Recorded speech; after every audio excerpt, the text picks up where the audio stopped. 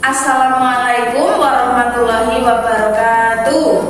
Selamat pagi anak-anak. Apa kabarnya hari ini? Alhamdulillah. Sebelum kita memulai pelajaran pada hari ini, marilah kita berdoa terlebih dahulu. Berdoa mulai. Amin. Berdoa pada pertemuan hari ini kita akan belajar tentang sifat wajib bagi Allah. Adakah di antara kalian yang tahu berapa jumlah wajib bagi Allah? Betul sekali Fatimah. Sifat wajib bagi Allah itu jumlahnya banyak sekali. Namun yang wajib kita imani jumlahnya ada 20. Sifat wajib yang pertama, Allah bersifat wujud. Adakah yang tahu artinya wujud? Betul sekali. Wujud artinya ada, bahwa Allah Subhanahu wa ta'ala ada dan memiliki keberadaan yang nyata. Artinya Allah Subhanahu wa ta'ala tidak hanya sebuah konsep atau ide, melainkan wujud yang nyata. Yang kedua, Allah Subhanahu wa ta'ala mempunyai sifat qidam. Ada yang tahu qidam artinya apa? Qidam artinya kekal. Allah Subhanahu wa ta'ala tidak memiliki awal dan akhir, tidak memiliki awalan dan akhiran. Artinya Allah tidak memiliki permulaan dan awal.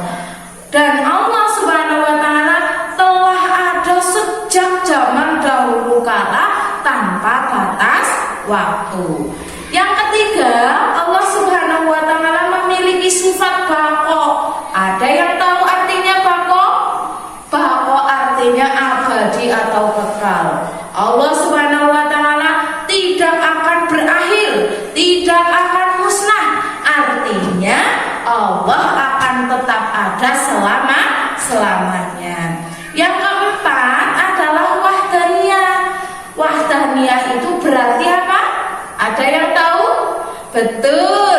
Wahdaniyah itu artinya esa, tunggal, satu. Bahwa Allah Subhanahu wa ta'ala itu satu-satunya Tuhan yang berhak disembah, yang berhak kita imani bersama.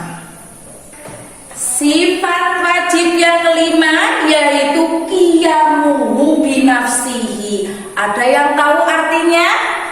Qiyamuhu binafsihi artinya adalah mandiri.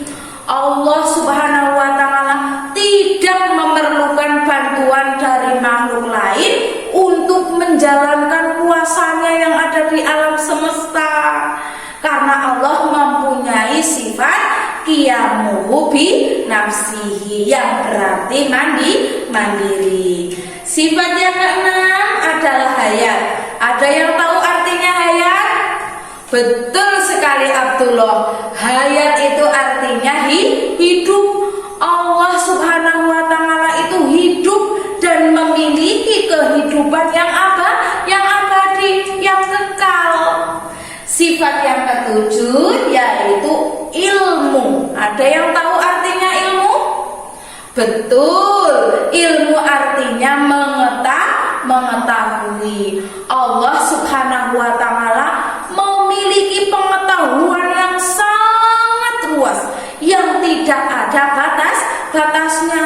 Berbeda dengan kita sebagai makhluk ciptaannya, pengetahuannya sangat terbatas. Maka dari itu yang membedakan manusia dengan sang pencipta adalah Allah Subhanahu wa ta'ala memiliki sifat wajib ilmu, yaitu maha mengetahui, pengetahuan yang begitu luas, yang tidak ada batasnya.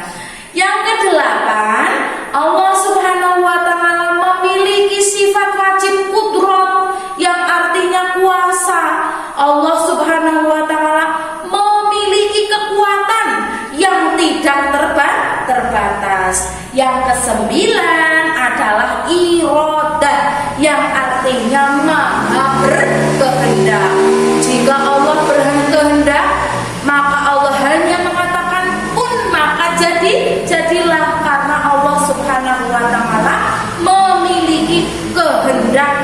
tidak terbatas.